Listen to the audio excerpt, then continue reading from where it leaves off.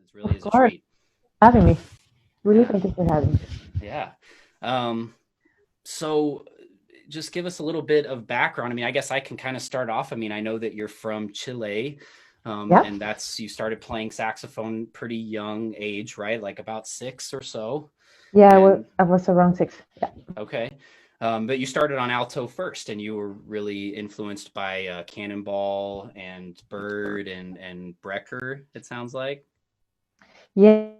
I play alto like for 6 years actually, Okay. and for some reason like I never hear but like I was never really into Sonny, and when I was around 12, I hear an album called Plus Four with Clifford Brown, and it was something about his sound that I just completely fell in love with the sound of the tenor. So I took a tenor and I never play alto again, and it became Okay. my main instrument. And that was, I had a period with Sonny, and then I had many years with Michael Brecker, as we all, I think that is for every tenor player. Sure. And my dad is a saxophone player as well, so he was really into Brecker and the Yeah. Brecker Brothers, Return Forever, Step Ahead, all of that. So that was kind of my main influence from 12 to 15, Sonny and Brecker. Yeah. Great.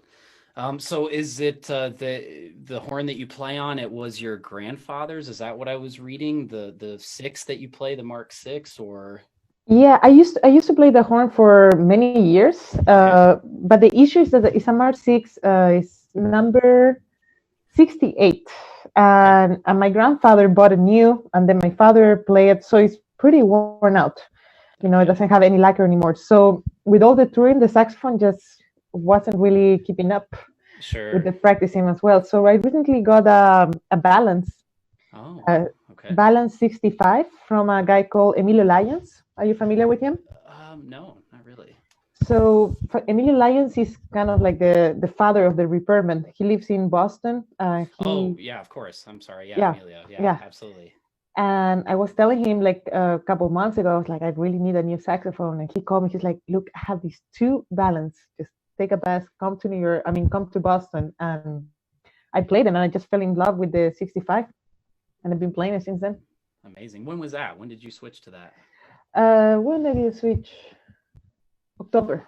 Okay, October. so pretty Yeah. recent. Okay, Yeah, pretty cool. recent. And yeah, like the thing is that like when I bought the saxophone, it came with a March 6 neck. And I went on tour, and I was playing in the big house in Amsterdam, and I met this guy from uh Goodwin saxophone shop in Amsterdam, and I tried a neck that was like the perfect fit. So I'm pretty happy with the setup. Very cool. That's Hmm. great. Um, so I wanted to ask you about the Sunny influence, Yeah. and like what was the first Sunny that you heard? Like what were the first records that you heard that you fell in love with his sound? And I know that was the first Mhm. thing for me was the sound. It's just unbelievable, right?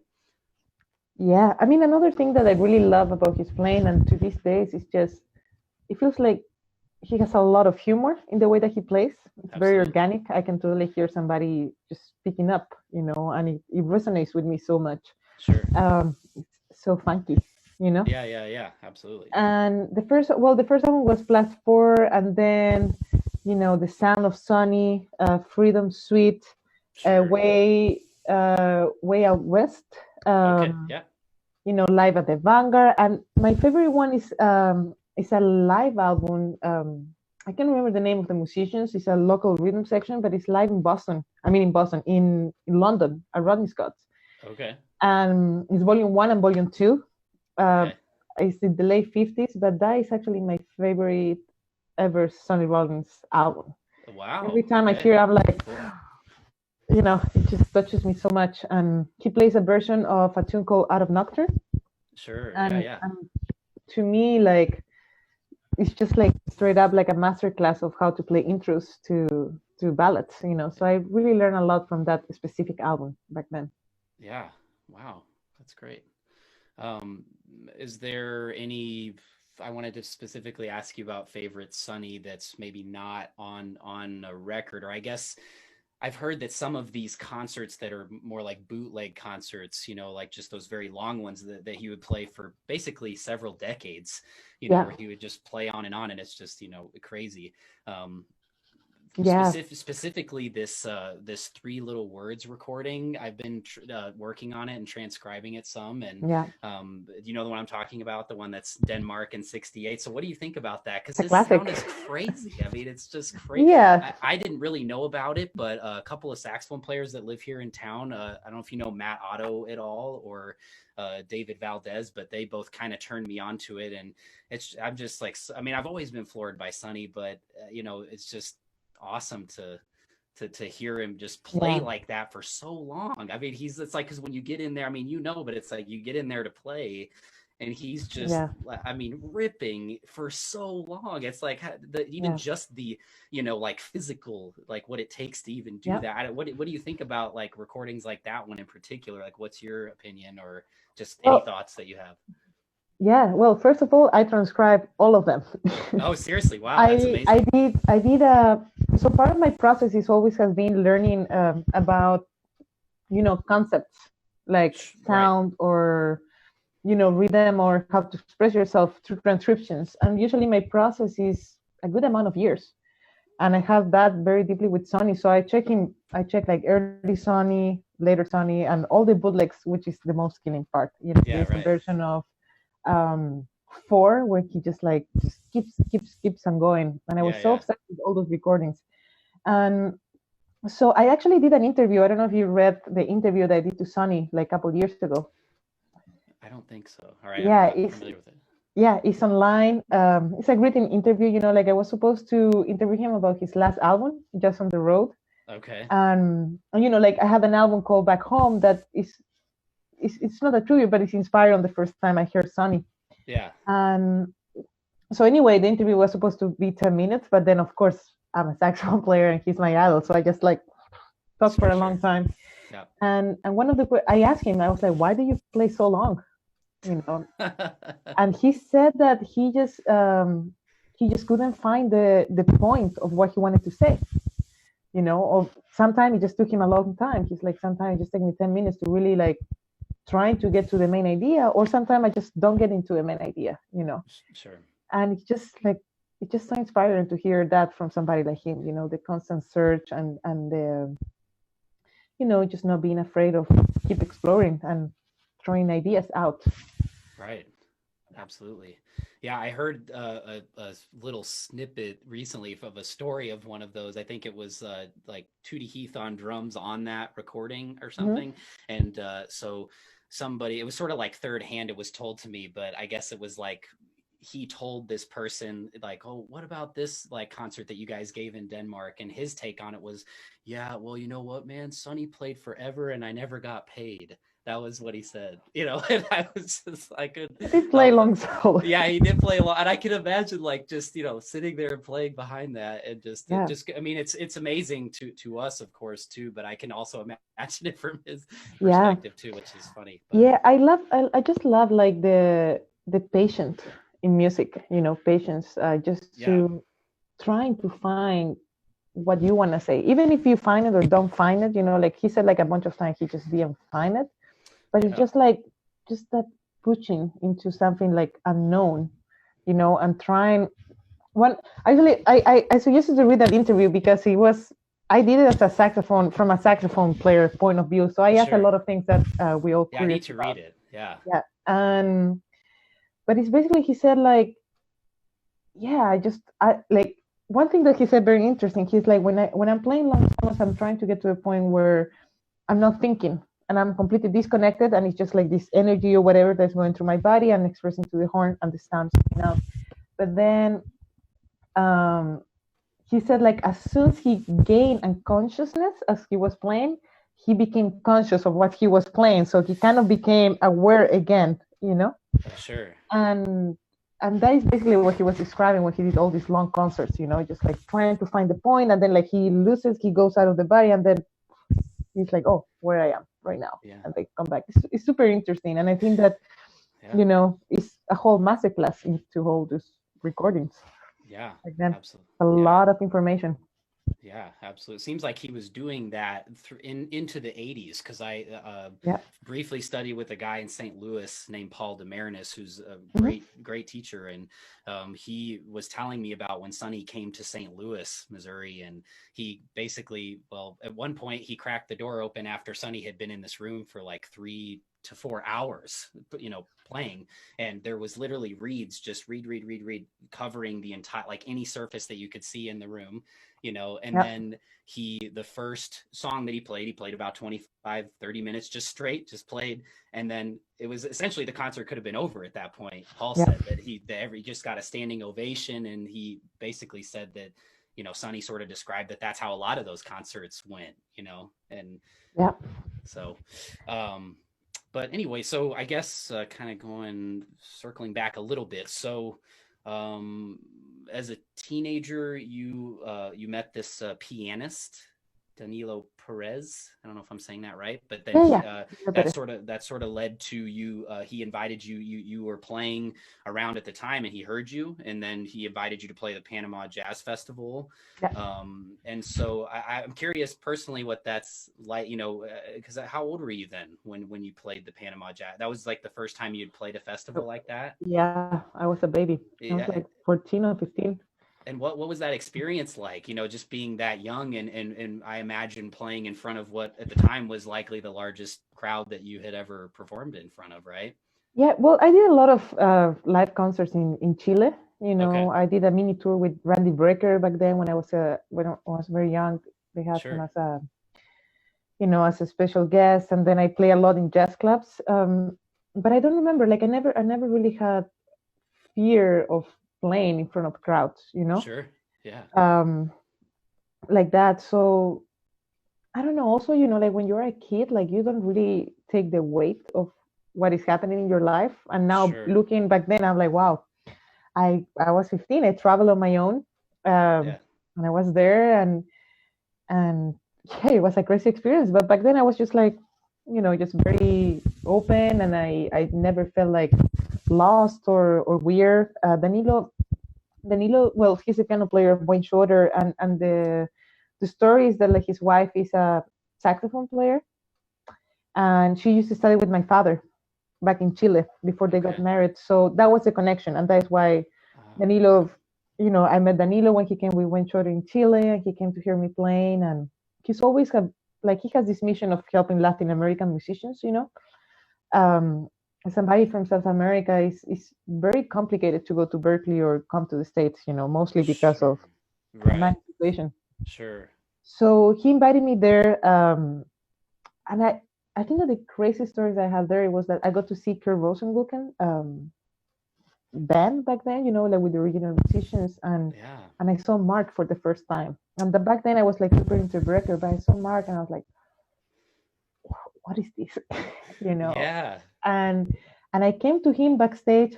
I hardly spoke English, like very bad, sure, but he was playing like something on augmented scales on the yeah, concert, and I was trying to I was kind of like studying augmented back then, and I just blew my mind.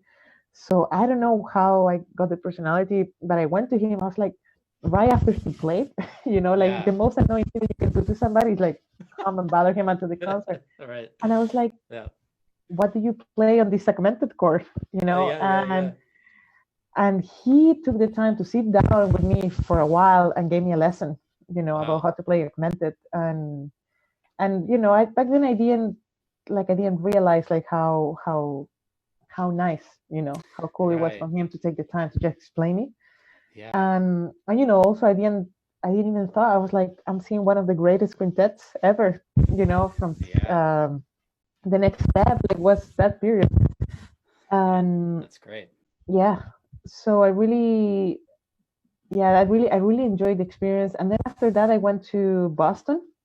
yeah, I stayed with Danilo for like a good 3 weeks, and back then actually I was studying the Jerry Bergonzi books, you okay, know, yeah, the yeah, yeah, uh-huh, pentatonics. Yeah, yeah, I yeah, really checked those out for a while, and so I went to New England Conservatory, and Jerry Bergonzi was there. I wow, was like, yeah, right, right, right, and right, he played drums, and I play a tune, and anyway, I kind of got the scholarship there. But then when I applied for Berkeley, they gave me the presidential scholarship, and that was what allowed me to move to the States without having to worry about, rent or food or anything. So Berkeley is really the institution that gave me the opportunity to make the change. And Yeah. and when I went to Berkeley, like, I think that the most important experience for me was just being around younger musicians that play in a much higher level than I. Sure. And my first teacher of the ensemble was Joe Lovano. Yeah. So meeting people that I really admire and I grew up listening to, and it kind of made me humanize the whole process. Right. Just understanding that it's a lot has to do with commitment, and hard work, and you Right. put your life into it. And so yeah, I mean, also the first 2 years were kind of complicated because I didn't speak English, so Sure. that I was very shy. I was Yeah. very, yeah, very quiet. But besides all the crazy partying, I did a lot of practicing. And my main teacher was George Garcon. I don't know if you're familiar with him. Oh yeah, absolutely. Yeah. Yeah, he's like a second dad to me. So my experience at Berkeley was really interesting and a lot of fun. A lot of That's fun. that's great. What's I mean, not to put you on the spot, but what's like a music party story or something that, or anything that, any snippet that you can share off the top of your head or something that for Uh, the people? No, just kidding. I mean, no, basically, like just playing jam sessions until late, and the Sure. drinking and the hanging with musicians, and just like non-sleep. And I Yeah. moved there so young too, so I Right. was I was getting into a lot of new things that I never had Oh, sure. Right. before. I was independent for the first time in my life. But with that being said, like I always, like I always have the thing of discipline and practicing and commitment. So I think that I was able to really take advantage besides all the other craziness going around. Sure. Yeah, Mm-hmm. I want to ask you too because I'm just thinking about this Huh? About Mark. Have you seen this video of him playing at this wedding where he's playing like Resolution?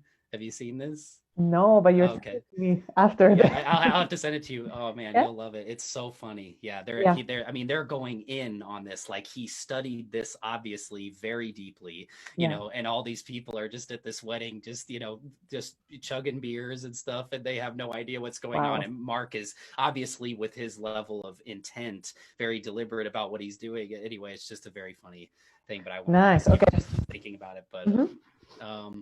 Yeah. and then, so after you graduated from Berkeley, and it sounds like you studied. So you studied with Joe and George and like Hal Crook, Bill Pierce, Ralph Peterson, Greg Osby, Regosby, too. yeah, he was. Yeah, I would say like, yeah, De Santoro, and then yeah, those were my main teachers there. But I would say like the strongest was Lovano, Gerson, and Greg Osby. okay, They really make a. I mean, everyone, all my teachers were great, but I spent a lot of time with those specifically. yeah. And then George Coleman after Berkeley, or Yeah. Uh, so the story is that before I moved to New York, I'm very close to Emilio Lyons. He was kind of sure, like he hooked me up when I was at Berkeley. He sure, did the overall for my saxophone for free. He was giving me read, like it it's was like amazing. family. And before I moved to New York, he called George Coleman. We were at the store. He's like, I really want you to hear her. So I played something for him, and he said, just come to my place when you move to New York. So he was basically the first person I met, like the day after I moved. And he gave me some lessons, and to this day, I'm still working on it. Basically Yeah, a lot of harmony. So negative back then also harmony.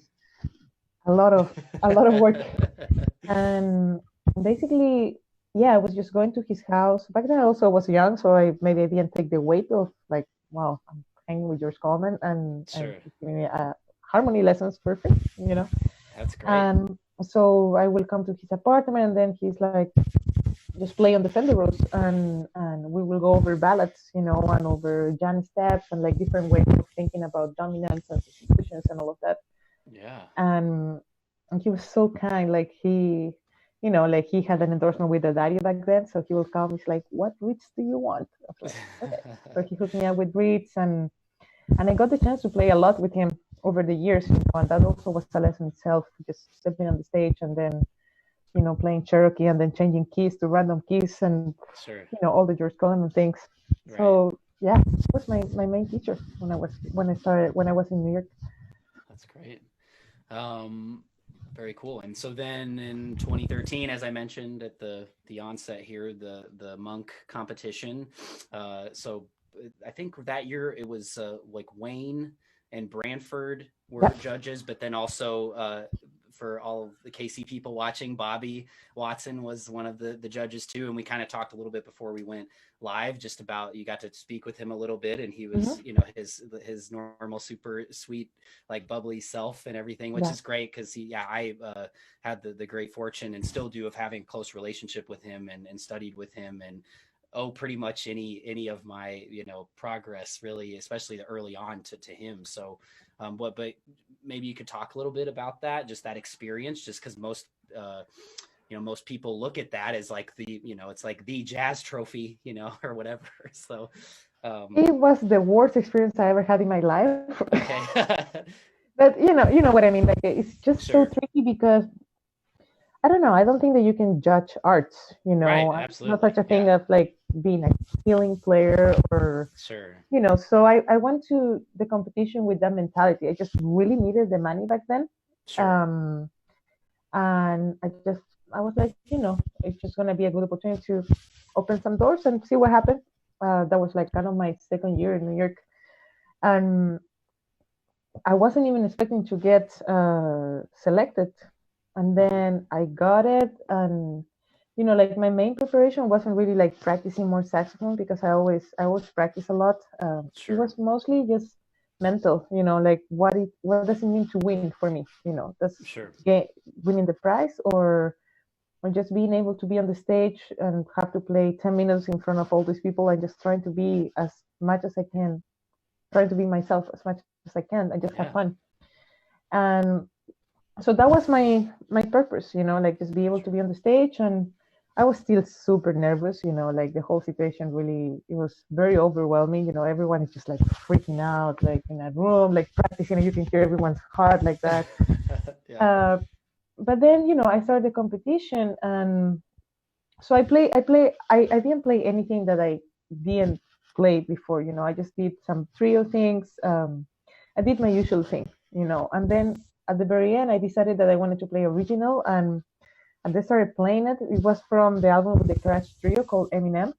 Okay. And as soon as I started playing it, like, it fell apart. I was the last one on the competition. Everyone was lost. Like, everyone was on different. It was just like no way back.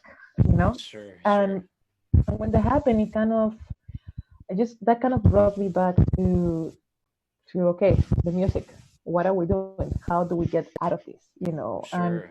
And I'm very thankful that things fell apart, because I just turned around. I was like just counting, and somehow we got into the blues, and because the solo section was a blues, and somehow we finished it too. And that for me was winning. Even if I got into the finals or whatever, I was like, I really tried to do my best without pretending. And Sure. then, when I got into the finals, I was more relaxed. I was like, I'm gonna get some money anyway, so everything is cool. Sure. And like, also I was on the finals with musicians that I really admire, like Siobhan, Right. Pennicott, and Gadwin, that we went to school together. Yeah. So the finals actually was easy for me.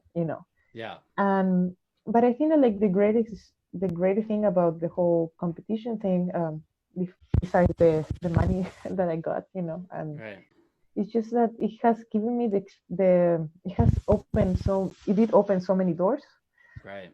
for me to be able to do whatever I wanted as a musician, which I think is a we're privileged stage, just to be able to tour around the world and play with the same band and play the music that I want, and just kind of have that kind of experience that I think is very important. So it's not, to me, it's not even about career or becoming well known or the thing. It's just the experience to play and to grow and do something that is meaningful to you. Yeah, And I feel absolutely. so privileged from that. Um, but yeah, also, like, it was interesting because before that I never really thought about gender. I'm Sure. a female, and I play, and I'm South American. Like, I always consider myself just, as a musician, and I want people to see me as an individual, and gender or like where I would look or whatever, it goes to the side. But a lot of people were pissed because I was a female, and I kind of made me aware of the jazz situation. Sure. You know. Yeah. Well, they're just gonna have to deal with it because you're amazing. Um, so I guess one thing I wanted to ask, just kind of Yeah. tying this back into what we were talking about with Berkeley and with schools and stuff like that. Um, what what's your opinion or just any thoughts you have about music academia and like jazz academia, just how the way that it impacts just the way that younger players learn to play, and all of that. Obviously everybody, there's all different, literally and figuratively schools of thought, but Yeah. just what do you think about that? Well, I think that at least in my case, like having the opportunity to come to Berkeley really helped me to be able to come to the States. I did not learn how to play saxophone at Berkeley. I think that it doesn't matter if you go to Juilliard or you go to Berkeley or whatever, like, or even like in any kind of career, if you're a doctor or lawyer, like the ones that really going to make the difference is you know, and you have to take the good things and the bad things, like when you have a teacher, is somebody that's gonna, I think that like also I learned a lot about what does it mean to be a good teacher, and I think the good teacher is somebody that rather than tell you that you have to do this and this, is somebody that it shows you possibilities and talks about the process. So I was very lucky to have those kind of teachers, and I surrounded myself by those kind of musicians as well, students at Berkeley. Um, but yeah, I mean, I think that like the main thing that I would say is that you are not gonna go to Berkeley or to any school to learn how to play. That is just a lie, you know. Sure. Yeah. It's all in you, like how much advantage you take of the opportunity, all the practicing, frustration, playing with other people. You go to school just to learn about the community and you know, to be, to have the chance to study with somebody and talk about the process, Right. you know. Yeah. Um, but yeah, and then, just to have a curriculum to say that you went to school, you have a bachelor is good. But Sure. I will highly suggest that, like, to younger students, like, if you want to learn how to play, it's on you. It's not about going to any school. Right. Absolutely. Definitely agree with that. Cool. Well, so I wanted to play a couple of clips. And the first one is it's a song. It's an original that you wrote for Sunny, I think, right? Yep. It's just called Sunny, and it's a I think a rhythm. Sounds like it's rhythm changes in C. Is that right? It's kind of, yeah. I mean, Or it's does it? funny. Or Like, I played it it. probably is more complicated than that. But yeah. No, it's just kind of like a easy tune, and that's funny. Like, I grow that. Like, I usually takes me a long time to write music, but I grow that tune like very shortly, and I think I Sure. play once or twice in my Yeah. life. Yeah. The Yeah. recording from it. Oh, I see. Yeah. Okay. Mhm. Well, and honestly, the reason I picked this out is really for also just I just thought it was a good, of course, audio representation, but visual too for this kind of medium. But just people getting a sense for how because at least me in particular, I know how long and how deeply you've studied Sunny to be able to sound like that, and to sound Mhm. to be able, and of course you obviously get to a point where through maybe some kind of abstract in a sense or osmosis you end up getting to your own sound eventually, but there's this process of being able to sound like someone else to kind of learn how to speak, maybe similarly to how you would learn how to speak a language or something. You learn it from people that you grew up with. Yeah, um that's always um been my goal actually. When it comes to transcriptions, is just to sound like somebody and then trying to forget about it. right, sure, yeah. Mhm. um well, even though this is only maybe one of the two or three times that you played it, but I thought it was great. I thought it was cool. Thank So you. this is sounds like it's from a jazz club in Sweden. So was Yeah, this a band? Was this like a house band, or was this or that was with Pablo on bass. He's been my bass player forever. And okay, awesome. then Alan Ledner, Oh, great. Yeah. drummer based in New York, that was having for another drummer that was doing. Yeah, absolutely. Cool. that was back then from a tour in Sweden that we did for a couple months in the middle of the winter. Okay. Yeah, Interesting. yeah, yeah. And then Jim, if you can scroll it to like 220. So yeah, about there. And then yeah, let's listen to it a little bit. Mhm.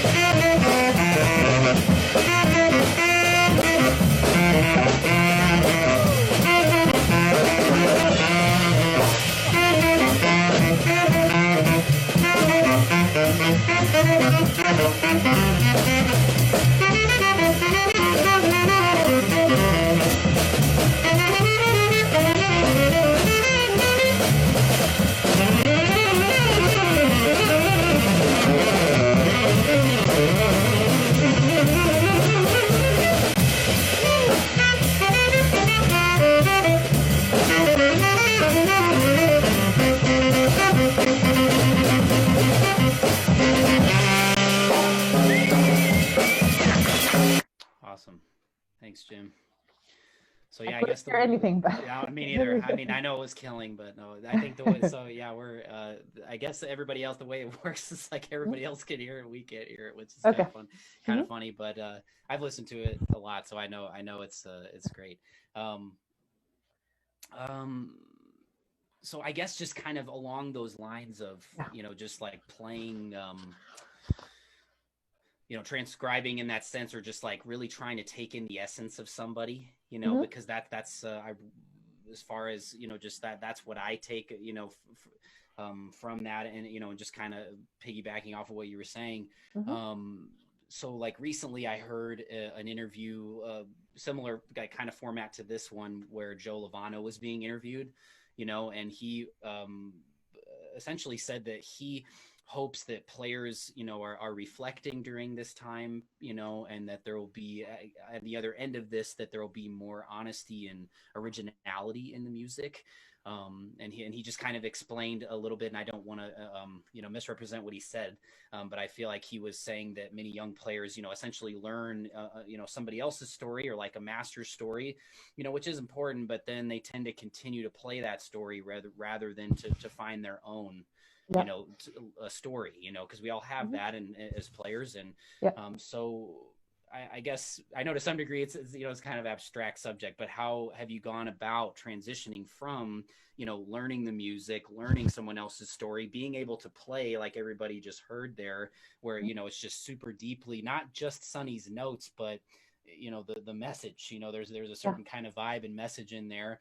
But so how have you gone about transitioning from that to playing your own story, and again, advice to younger musicians who are really eagerly searching for this? I think they have difficulty with it. So what Yeah. what are your thoughts about that? Well, I think you know, I think it's different for everyone. Like for me, like I have a lot of short term goals, and then picture. And the bigger picture is trying to find out what do I have to say, and a lot of that comes just with experience.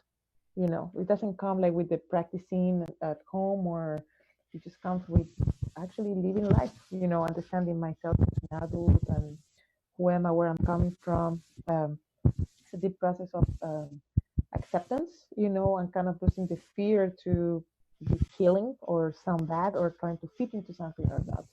And that, I think that has a lot to do with just becoming older, 30 on, and it doesn't matter the amount of practicing that you do. It's just living life and letting things go.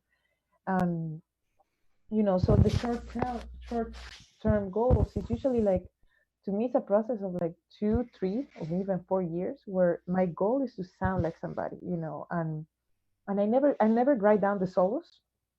I never really analyze them. What I'm trying to learn is just the concept, and I think that is one of the most important things. Like, well, to me, actually transcribing is super important because it gives you like kind of like a sense of what you like in music. Like there's no such a thing as good sound or bad sound or good, like everything is, it depends. It's very personal. So kind of falling in love with somebody, it makes me understand where I want to go and what I go for. Sure. And so when I'm transcribing, and that is something that I tell my students a lot, it's not really about the notes. Like that is the easiest part, and you should never read a solo, because when you transcribe, you're trying to learn about concepts, Yeah. and that is why you transcribe one solo and then two solos and then three and then hundreds of solos, until at some point, I don't know, like it happens to me, and I know it's for everyone is different, but at some point I'm like, oh, I understand, Right. and I can't necessarily tell you like the notes or the 2/5 are exactly what it is. I just hear how that person is thinking and expressing Right. himself. Like you go very deep into details, and there's a bunch of programs, and I always suggest people to put it to transcribe, put it super slow, so you can really work on the details, because that is where the secret is. It's like Yep. the little details, like how it's playing a note, how finish a note, like you know intonation, vibrato, like all these little things that make Sonny or Mark, or Right. and that is what you actually want to transcribe, and that is impossible to find in a piece of paper. Um, and like as respectful I mean, as careful you are to trying to achieve that, also gets to a point where it's like, okay, it's enough. I got it, and I think that there is like nobody can tell you that, like Right. you just know. And for me, it's usually 3 or 4 years, and once I got it, I it's kind of like a detox period, where I'm just so used to trying to think like somebody that it's kind of part of the process to accept that you feel very lost in music. And that happens to me every time I had those long periods with people. When I stopped transcribing Sony, I was like, what am I don't know what I have to say, Sure. and then the same with Mark. When I stopped transcribing Mark, I was like, I just don't know. I'm used to think like this person, and I have for a long time, and still, it's disappearing, so that's why I said like experience and growing up has a lot to do with kind of understanding this process. Right. um, I had a period where I was playing a ballad, and it was either okay, now I'm gonna play the intro like Sonny, and then I'm gonna play my original like Mark, and it was like changing, Yep. and like it's all about I think to just kind of like just losing the fear to play and play as much as you can. A lot of things has been answered, to be honest, just with this thought of like how can I get better, how can I grow a little bit every day. So a lot of consistency in practicing and then playing with people, and also constantly challenging myself, trying to learn something new. That sometimes I don't know how that is going to be incorporated into my playing, but like as I keep playing concerts, I try to keep practicing and keep better, trying to get better a little bit every day. Things start making sense, Right. and I try to go completely against Mark, but then once I go against that, like there's things that come into my playing, and then there's things from Sonny that comes into my playing, and things from Gene Ammons or Don Bias or Bad Powell, all the recordings, and with all the practicing, trying to be very aware of like no practice automatic pilot, which I think is very important. Um, Push yourself every day and the experience to play and just let it go. That is how things start growing, But I think that is it's more about like what do you want, you know? So for me, what do I want? I want to learn from the tradition because that is where I'm coming from. And as a saxophone player, I feel like it's important to know the history of my instrument so I can understand why I'm playing this. Uh, for some people, transcribing is not as important, so it really depends. But in my experience from all the saxophone players I have transcribed, I can hear the history of the instrument. I can hear the transcription part. Yeah. So you take it and then you have to let it go. So both are hard Right. for different reasons. Absolutely. Yeah. Couldn't agree more. It's great. It's a lot of great words. But I think that also like a big part of it is to be respectful with the process. To not Right. want to skip anything. And I think that is Right. a hard thing to do. Right. Like not okay. I want to be original and I want to be there, but then you are not doing the work before. Right. So how Coltrane didn't record like all those later albums just like, oh, I was born and I played. Like you can hear the history, you can hear Right. the process, you can hear the same with Sonny. So when you're transcribing, it's not just about transcribing a certain period, it's also about understanding the process, how they evolve and how they achieve that. So it helps you to understand like what you have to go through. Right. Yeah. Something that Bobby said to me like maybe 10 years ago, just, Hmm. that has really stuck with me since then is that the further back you go, the further forward you're able to go, basically, and so Yeah. that's as far as just, kind of what you're talking about. I also feel like there's this, it's interesting when you slow down these solos because that's of course like that you have to do that, Yeah. and it's almost like they get better somehow, when you slow it down and it's a true master, there is really no, there isn't anything frivolous about it or anything like that. There's like when I first kind of like realized that, I guess just as a listener, when I first started, because I had a teacher who was like, okay, you need to slow this down and work on it. And then as I was listening to it, I'm like, man, this sounds great. It like basically any tempo, but no matter where it is, and Yeah. that's, I feel like that's when there's some kind of pureness or something to it. Yeah. I'm not really sure, but Yeah. something like that.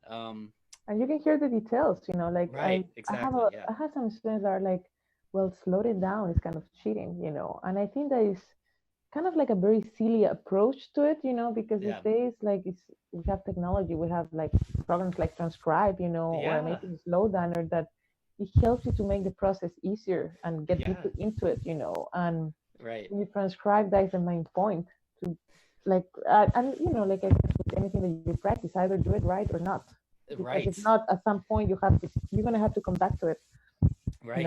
so taking advantage of what we have these days with technology and the way that we Yeah. can do it is very important, I think.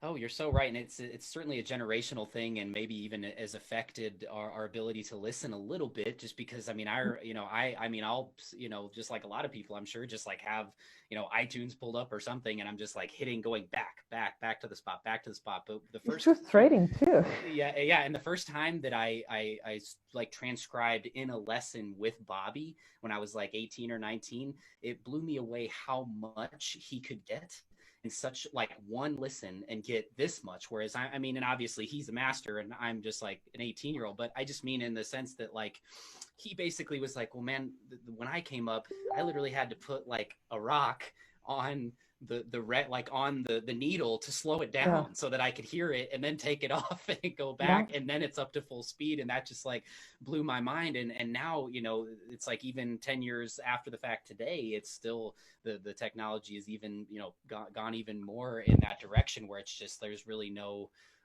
there's no excuse for it for not taking the time to do that and getting the details. And I'm so glad that you're talking about all of those things, because I I mean, believe in all of that so deeply. Yeah. I feel like kind of old saying this, and I'm just 31, but I used to transcribe with cassettes Oh, well, there you go. and with Yeah. a Oh, radio, so I that's think great. that, Okay.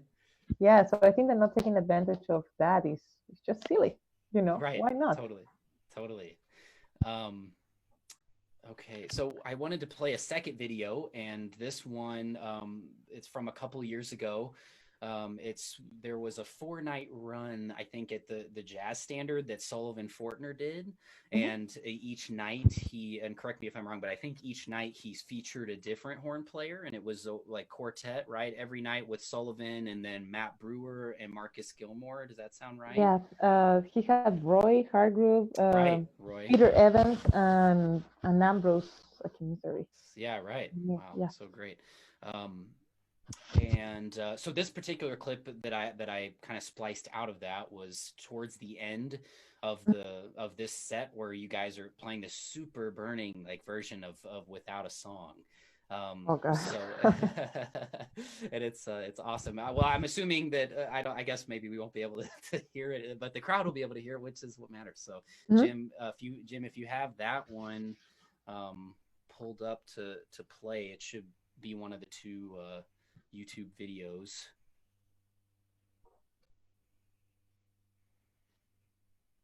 Oh wow, so this is on YouTube?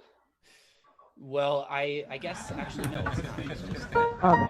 yeah.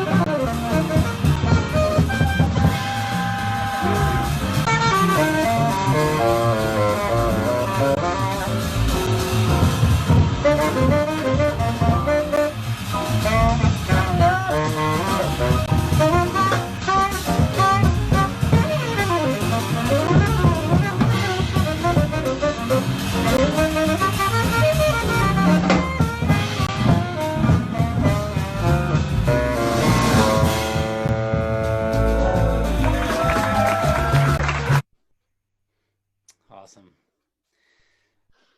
Yeah, and I mean, there's a lot of kind of what you were talking about a little while ago, just about kind of that super playful, like inviting, nature of Sonny's playing. Just that, at least for me, I could hear, just so much of that, and even in that, a little bit. But what it was like, I assume that was an awesome, night, right? Or what's your what do you remember about that, or what's most memorable, I guess, to you about that particular? I mean, at least I know for me and a lot of my friends that live here, we watched every night of that, because we're big fans of you, big fans of Sullivan, and everybody else, and so we were just like totally floored by each night because it was just so crushing every night, just to So what do you remember about that? um, I just remember having a lot of fun.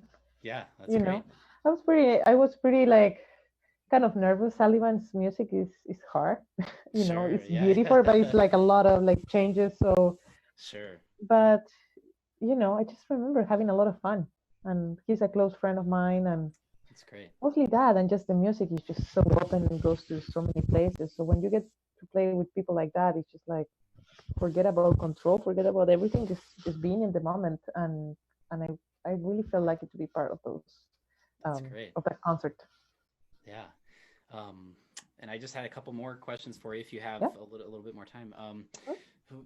Who are some of your favorite saxophone players today that are, obviously you mentioned Mark and a lot of the guys that you studied with, but maybe some of your favorite, contemporaries or otherwise that Yeah. we haven't talked about yet that you are very influenced by. Well, I don't know if like super influenced by, but like Sure. I'm really into Steve Lehman. Okay. Yeah. Sure. Um, I really like Mark Chim. Okay. Cool. I'm a big fan of um, Gadwin Lewis. No, I He don't think was the so. third player at the place at the Monk competition. Okay. He has his last album is called Global, and it's really beautiful. Okay. Um, Alex Lore, Oh alto yeah. player. Yeah. Yeah. Uh-huh. I'm a big fan of his, and yeah, I mean, Emmanuel Wilkins is quite young. Yeah. It Absolutely. makes me feel pretty old. And Seamus, like a little bit older guys. Uh, Chris Potter. Yeah. Um, wow, there's so many, but I'm having a hard time to remember names. Lucas Pino, Walter Smith, Absolutely. of Yeah. course. It's an alto player that plays with Jared Clayton. I'm forgetting his name right now. Um, he recorded the last album. Um, Okay. anyway, Ben Wendell, Yeah. Absolutely. Chris Chick, Yeah. Rich Berry. Sure. So yeah, it's a lot of great people. It's kind of scary Absolutely. and it's beautiful too. Yeah. Absolutely. Hmm. Um, being in KC, I'm being on the feed here. I'm being asked to ask about Logan Richardson. So Oh if yeah, yeah, yeah. That is the alto player that I was yeah, yeah. talking about. Hmm. Okay. Awesome. Yeah. Yeah.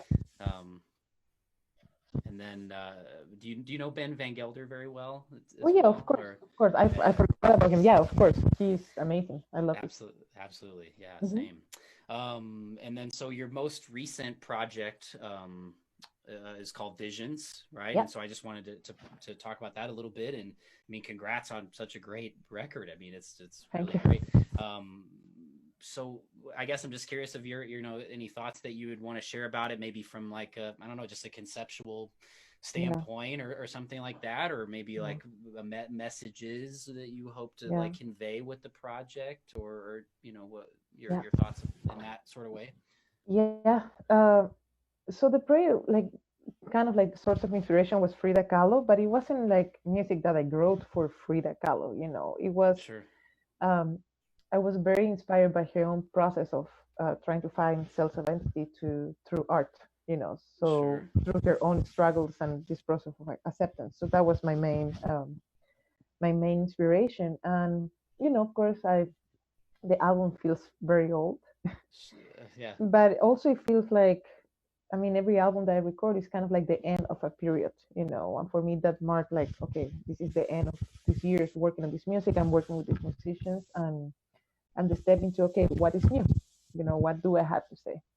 sure, And, like for me also was like a big change because I recorded so many trio albums, and but I was really hearing harmony on my tunes for quite a long time. So that is kind of like the conclusion from these 2 years, actually from all those years playing trio and then incorporate what I was hearing to the music. And sure. also, like it's a lot of like true composed tunes, which is something that I always had in mind, but it wasn't as clear on my trio albums, Yeah, you know? yeah, and no, I definitely yeah, I'm trying to think of. I can't remember the specific title of this track, but it sounded through composed to me, and I could certainly hear that Mark influence. I mean, it's your particular voice, but it's just as you bring up Mark, I just know, at least for me as a listener, and maybe specifically as a saxophone eccentric person or whatever, but Mhm. so that it was that I guess it's not really something that you really try to do consciously or whatever, but is there, like as far as like, tip of the caps or anything like that? I mean, it was just really just your voice, and that's what you didn't have necessarily those guys in mind or anything like that, or I'm just kind of No, thinking yeah, about it, but no, not at all. I'm like trying to sure. get out of it, but like Sure, I'm in I a understand that. process. Yeah. Yeah, I'm also like not denying that I'm coming from there, because it's a Oh, big right. part of Yeah. my. So I'm trying to like get away from it, but it's part of my influence. So like I'm Right. in a period where I'm just trying to figure out like all the information, like all the years of transcribing, what is new, what I want to do, like lately I've been studying like a lot of Messiaen and also doing some transcriptions into that. So I'm just kind of like putting all the puzzles together, Right. and embrace all the transcriptions and all what I learned from them, and trying to figure out what do I have to say and what is how that all comes together. And Mark Sure. has been a very hard guy to kind of let it go because I'm so in love with his playing. Oh, yeah. I mean, So it's it's so hard. monstrous. Yeah. Yeah. Um, so I kind of just wrapping up a little bit, just talking about, just like current events and what's going on right now. And obviously, you're in a different place than you would normally be, just with everything happening with COVID Yeah. and everything. So, I mean, obviously, it's affecting you in the sense that you're in a different place, but maybe just in a general way, how is it impacting you? And what's your approach to, I guess keeping it around music, and obviously music speaks about the times, and Yeah. so are you, what's going on with your, state of mind, and maybe tying it into music a little bit, but how is Yeah. this time period treating you?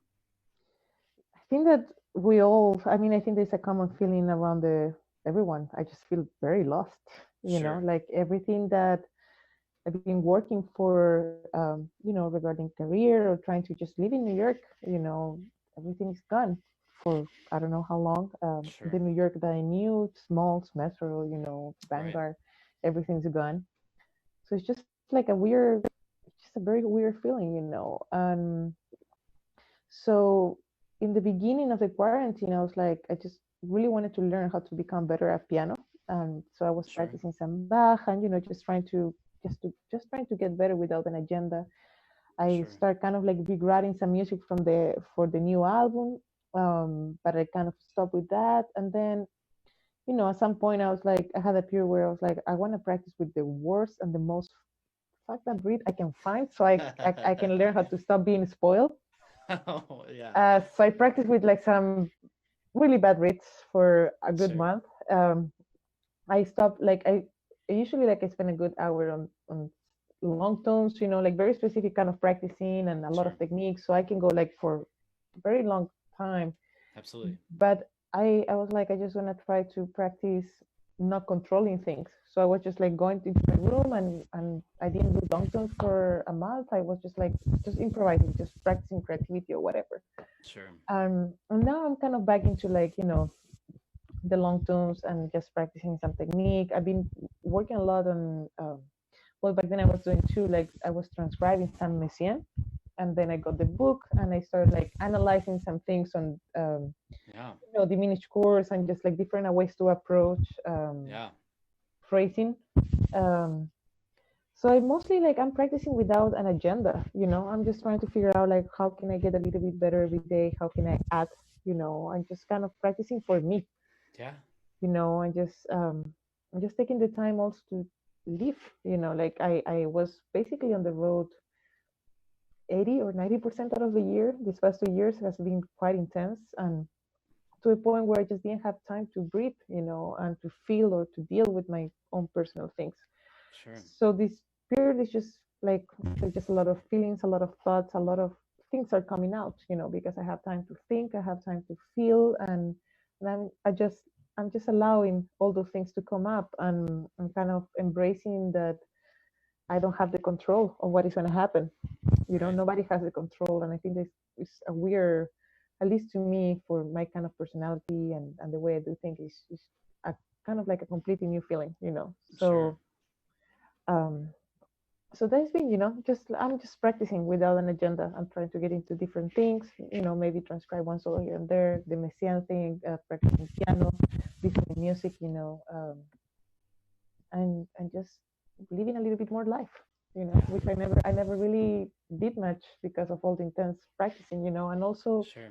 just questioning like what do I want to do regarding like what dance I want to be part of, with who I want to be related, how I want to go about my career, and one of the things I decided is that I wanted to quit certain things and just kind of just do my thing, just do my Sure. thing with my band and dedicate to that and explore that, you know. Yeah. Absolutely. Um, yeah, I guess just wrapping it up. There's a question in particular that I saw kind of scroll up that I wanted to ask. It's from Yeah. Rodrigo Pena, and he's asking, I think what he's saying after all this happened. So I'm guessing he means after we're at some point beyond this time period. He says, "Do you plan to play in Chile, but outside of Santiago?" So is there? I don't know if he lives there, and he's asking Please. that for selfishly for himself. No, I'm just kidding. Well, in Chile, things are getting worse and worse Okay, yeah, for a lot of reasons. Now, on top of that, is the pandemic. There is a lot of political things going on for a while, and a lot of uncertainty into, what is coming. sure, So I am planning to go to Chile probably in December, just to see my family. I saw them just for maybe 5 days when I was there in January, and but yeah, I'm planning to go to Chile, and I don't know what is going to be the situation there, but if it's a possibility to play, But anyway, like all the gigs are canceled. Like I don't have work until 2021, so yeah, who knows? Everything is up on the air.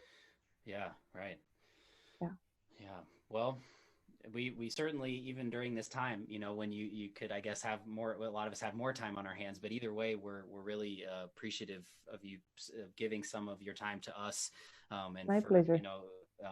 personally, just thank you for pushing the music forward, and having the Thank voice you. that you do, because it's important. A lot of the things that you talked about today, at least for me, is really important for people to hear that, because I think that there are a lot of different thoughts about those things, and not that there are right and wrong thoughts, but I certainly, deeply share the very similar thoughts, and so it was just great to hear you talk about those things. And we'd love Thank you. to have you, play in Kansas City at some point, because I don't I know that hope so too. have you ever played in Kansas City? No, I don't think so. Yeah, so Yeah, I that haven't been would be there. great. I mean, people would It'll be love nice. people would love to hear you here. So, um, well, anyway, thanks again, and take care, stay healthy during this time, and thanks so much for taking some time with us. Thank you, and I can't wait to hear you Oh, when I'm gonna look for some things. Thank you for having me. oh, absolutely. Thank you again. Yeah.